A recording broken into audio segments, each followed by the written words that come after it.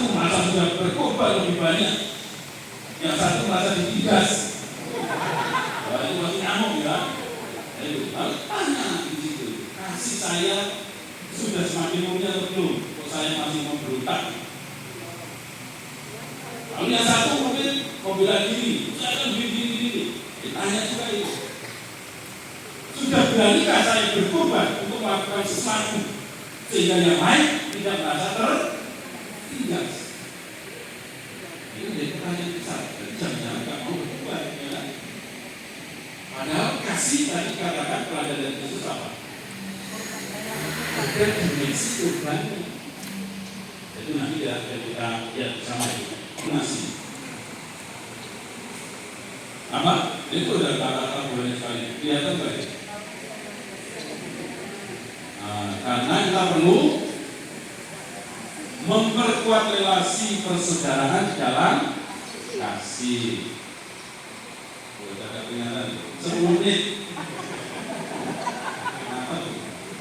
Kemudian kasih kepada Allah, lalu kasih itu lebih utama dibandingkan kesaktian yang lain. Karena Paulus mengatakan semua karunia itu bisa lenyap, tetapi kasih dia yang mesti dikerjakan sungguh-sungguh.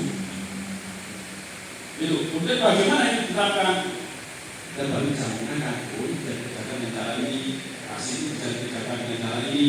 Seperti misalnya Bapak Ibu sebagai aktivis gereja menjalankan kasih kepada sesama bisa dengan cara itu. Mau ya? Sungguh mau? Tulus? Sungguhan? Begitu ada masalah nanti bagaimana? Lari. Jangan lari. Katanya tulus mau berkorban, bahaya ya ini. Ntar kalau udah keluar duit lari. Itu, dikritik lari. Ini kami juga sama, kalau memang sama. Jadi sudah diminta melayani, oke melayani. Tapi begitu nanti mendapatkan kritikan, lalu misalnya tempat kerjanya sulit, wah, itu sudah mulai kelingkungan gimana. Jadi justru disitulah kita akan menemukan bagaimana cinta kita, kasih kita itu dimurnikan. Kata-kata atau kalimat yang menarik ini. Lalu di situ kita mencoba menjabarkan apa yang mau disampaikan dengan teks itu. Jadi tetap pertanyaannya apa, mengapa dan bagaimana. Jadi apa yang disampaikan Yesus di situ?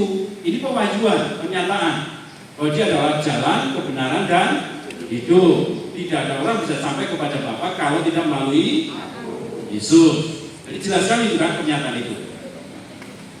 Dan Yesus mengatakan seperti itu. Alasannya apa? Kenapa dia disebut sebagai jalan? Mengapa dia disebut sebagai kebenaran?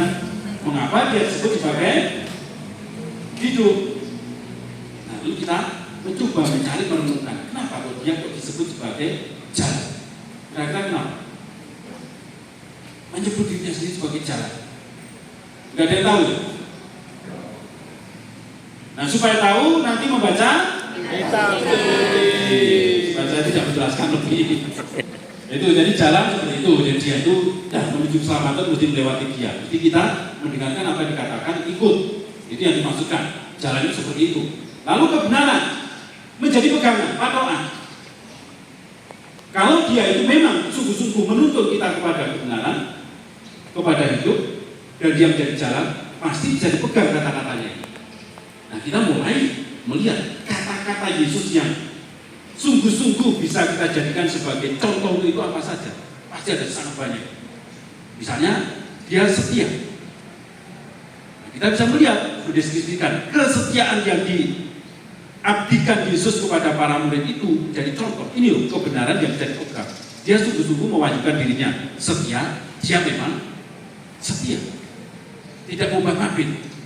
Bahkan ketika harus menghadapi kesulitan, tabrak semua. Karena setia. Nah, ini jadi wahyu kebenaran yang bisa dipegang. Lalu berikutnya jalan kebenaran dan hidup. Mengapa dia disebut sebagai hidup? Menyatakan diri bahwa saya ini adalah hidup. Dan dia mengatakan bahwa ya ini sudah ada sejak semula sebelum segala abad. Alfa dan Omega, awal dan akhir. Jadi kalau dia ada sebelum semuanya ada, berarti dia sudah ada sebelum dunia dijadikan. Dan dia mengatakan keberadaannya itu adalah keberadaan yang kekal, ya seperti itu. Dan keberadaan yang kekal itu adalah wujud dari kehidupan. Jadi setiap orang yang mau mengikuti dia pada akhirnya juga akan sampai kepada kehidupan itu, menerima itu. Buktinya apa lagi? Buktinya sangat jelas.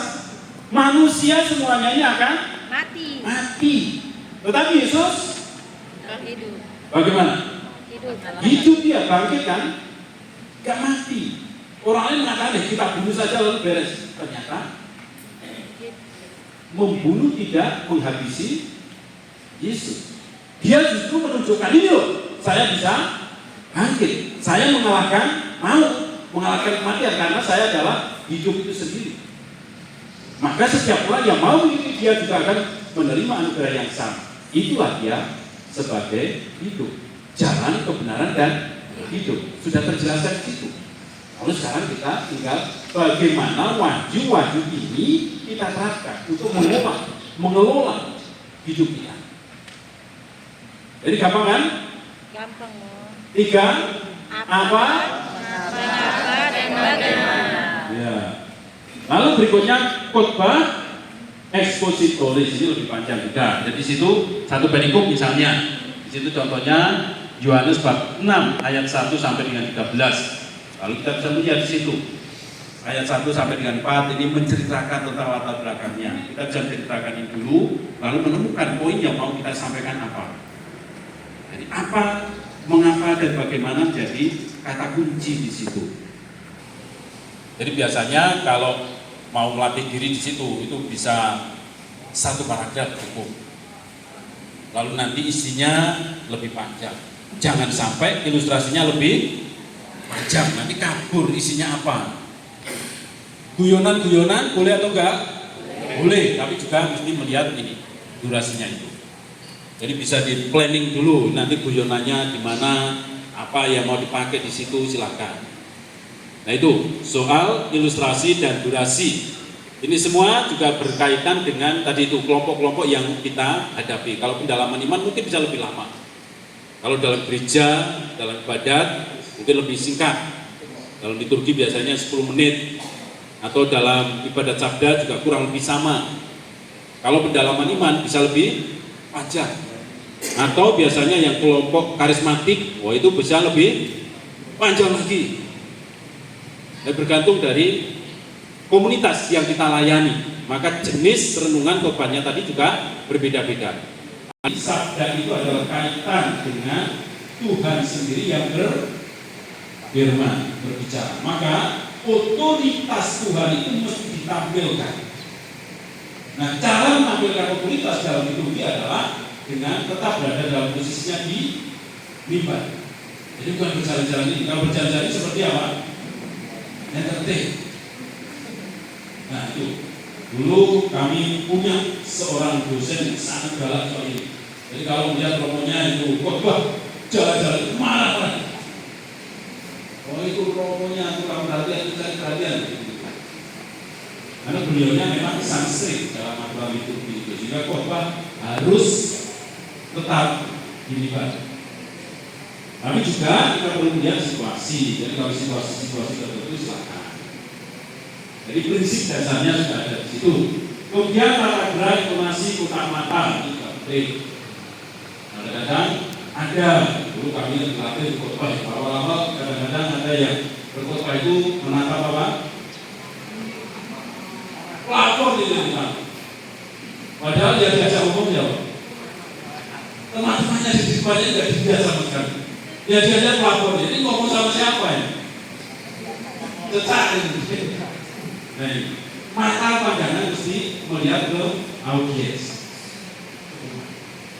Lalu kita juga akan bisa berbicara dengan dia. Ini akan menunjukkan ketika misalnya dulu waktu COVID itu semuanya bisa secara online. Jadi umatnya juga kelihatan gitu bagaimana. Jadi dia tanya kamera sekian. Ada berbeda kan berbicara di depan umum seperti itu. Tetapi tetap kontak mata harus menghadap umat, melihat audiens. Itu yang perlu untuk diperhatikan soal ini. Kemudian komunikasi dengan berdengar juga perlu. Kadang-kadang kita bisa saling berdialog, kadang-kadang kita bisa berbicara dua arah. Itu juga ada masalah. Itu kurang lebih Bapak Ibu, karena waktu sudah masih ya Mas ya. Mungkin ada pertanyaan?